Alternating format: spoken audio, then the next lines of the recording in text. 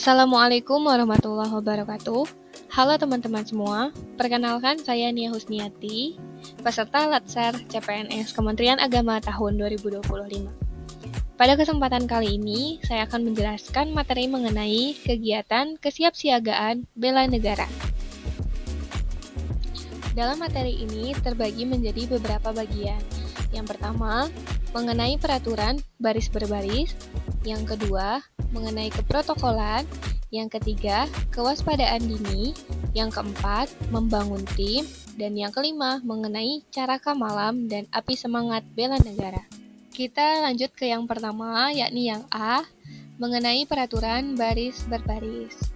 Baris berbaris itu sendiri, atau biasa disingkat dengan PBB itu, adalah latihan fisik untuk menanamkan tertib, disiplin, dan kerjasama, serta membentuk sikap, kebersamaan, dan kesetiakawanan guna mendukung pelayanan prima.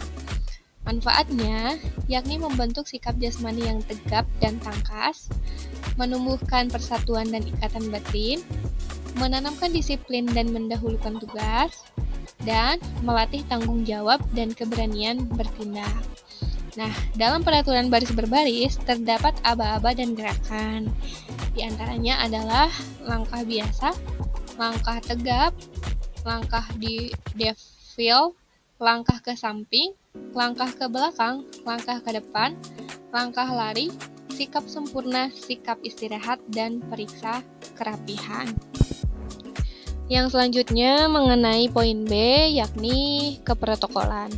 Nah, keprotokolan ini pengertiannya terdapat dalam Undang-Undang Nomor 8 Tahun 1987 yang kemudian disempurnakan lagi melalui Undang-Undang Nomor 9 Tahun 2010. Yang akhirnya keprotokolan ini memiliki pengertian sebagai serangkaian kegiatan yang berkaitan dengan aturan dalam acara kenegaraan atau acara resmi yang meliputi tata tempat, tata upacara, dan tata penghormatan sebagai bentuk penghormatan kepada seseorang sesuai dengan jabatan dan atau kedudukannya dalam negara, pemerintahan, atau masyarakat. Tadi dijelaskan mengenai keprotokolan ini terdiri dari tata tempat, tata upacara, dan juga tata penghargaan.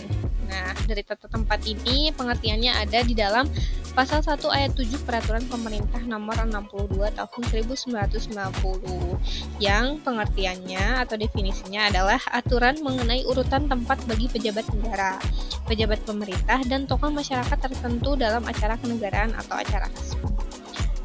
Aturan dasar ini, tata tempat ini yang pertama, urutan posisi utama diberikan kepada pejabat dengan jabatan tertinggi berada di posisi paling depan. Nah, yang memposisikan diri yang berada di posisi paling depan itu adalah pejabat dengan jabatan tertinggi. Kemudian, jika menghadap meja, posisi utama adalah menghadap pintu keluar dan posisi terakhir berada paling dekat dengan pintu keluar. Jika menghadap meja, posisi utama atau pejabat tinggi tersebut berada di tempat yang menghadap pintu keluar. Kemudian yang terakhirnya posisi terakhir berada di paling dekat dengan jalur pintu keluar. Nah, kemudian jika berjajar sejajar, tempat terhormatnya itu adalah yang pertama bisa di paling tengah, kemudian sebelah kanan luar karena lebih terhormat dari kiri, kemudian urutan genap 4, 2, 1, 3, urutan ganjil 3, 1, 2. Nah, ini merupakan aturan dari tata tempat itu. Kemudian ada tata upacara. Nah, tata upacara ini adalah suatu kegiatan upacara secara umum di lapangan yang urutan acaranya telah ditentukan oleh instansi atau perkantoran resmi pemerintah. Nah, mengingat upacara ini sangat penting serta tanggung jawabnya yang besar di lapangan, maka kelengkapan upacara juga diatur. Antara lain harus ada pertama perwira upacara, kemudian komandan upacara, inspektur upacara, kemudian pejabat lainnya yang adakan sesuai dengan kebutuhan, misalnya perlengkapan, keamanan, dan juga lain-lainnya sesuai dengan kebutuhan. Selanjutnya mengenai tata penghormatan. Nah, tata penghormatan ini meliputi tata cara pemberian penghormatan dan penyediaan kelengkapan sarana dan prasarana yang diperlukan untuk tercapainya kelancaran upacara.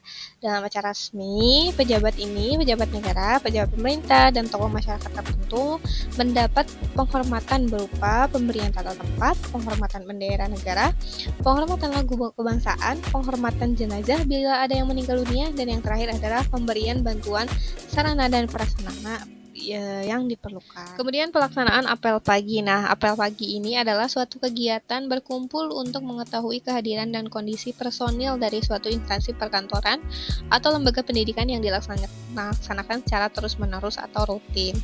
Apel ini biasa dilakukan dalam waktu pagi, yakni masuk kerja atau belajar, dan juga siang, yakni selesai kerja atau belajar. Nah, apel juga ini pada umumnya dilaksanakan di lapangan dengan tertib dan hikmat secara sungguh-sungguh. Kemudian etika keprotokolan. Nah, dalam pelaksanaan keprotokolan ada etikanya juga, yakni sikap. Etika ini diartikan sebagai sikap, tutur kata, dan perilaku yang baik dan benar sesuai dengan norma universal yang berlaku dalam acara resmi, baik di dalam negara maupun antar negara. Prinsip dasarnya adalah menghargai semua orang tanpa memandang latar belakang, demi menciptakan suasana yang nyaman dan harmonis. Etika ini mencerminkan nilai moral, budi pekerti, dan budaya ketimuran Indonesia dan menjadi bagian penting dalam tugas CPNS. Etika ini dalam digarisbawahi adalah menghargai semua orang tanpa memandang latar belakang. Supaya apa? Menciptakan suasana yang nyaman dan harmonis. Bagian C mengenai kewaspadaan dini. Pertama ada pengertian intelijen. Ini ada dalam Undang-Undang Nomor 17 Tahun 2011. Intelijen itu meliputi pengetahuan, organisasi, dan aktivitas. Nah, pengetahuan ini merupakan informasi yang diolah untuk mendukung kebijakan dan keputusan. Kemudian organisasi ini diartikan sebagai lembaga resmi penyelenggara fungsi intelijen. Kemudian aktivitas kegiatan intelijen ini seperti penyelidikan, pengamanan, dan penggalangan baik rutin maupun dalam operasi khusus. Nah, fungsi intelijen itu sendiri ada 3, yakni fungsi penyelidikan, pengamanan, dan penggalangan.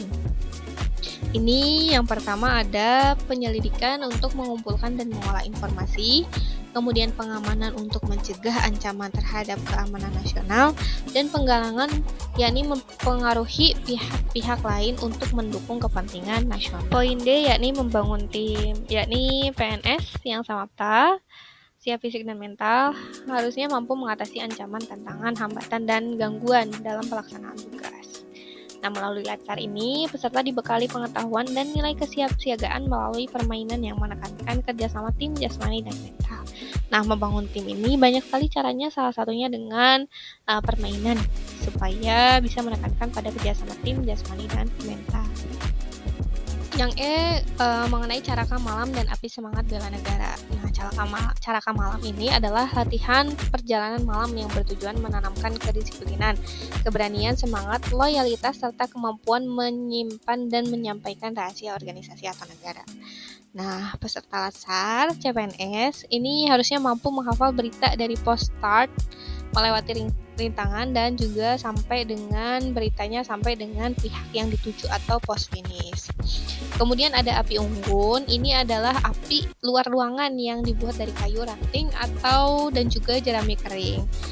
Nah, ini digunakan sebagai penghangat biasanya, penerangan atau simbol dalam kegiatan malam hari, seperti caraka malam dan ASBN api semangat bela negara.